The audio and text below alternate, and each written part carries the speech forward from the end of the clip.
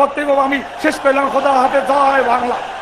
177 জন ঋণগ্রস্ত, 42 জন ঋণ খেলাবি, এরা কিন্তু সংসদে যাইতে পারবে না। আমাদের দলকেও আমরা বলি সামনে খেলা আছে ইনশাআল্লাহ। আসলে তেমন কোনো কার্যকর ভূমিকা রাখে নাই। প্রশাসনকে আমি সুস্পষ্টভাবে বলি দেই, আপনাদের মনে হয় অতীতের কথা ভুলে গিয়েছেন।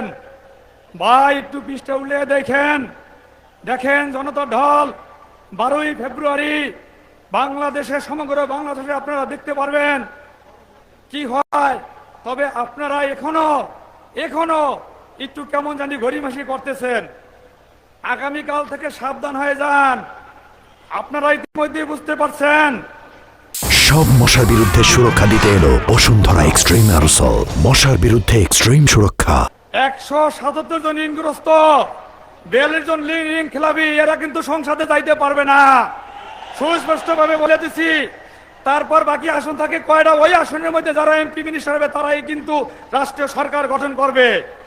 আমাদের 24শে জুলাইয়ের পরে সুস্পষ্ট কথা ছিল, আমাদের যারা ঋণগ্রস্ত, ঋণ খেলাবি, চাঁদাবাজ, তারা টাকা দাখিল করিতে পারবে না।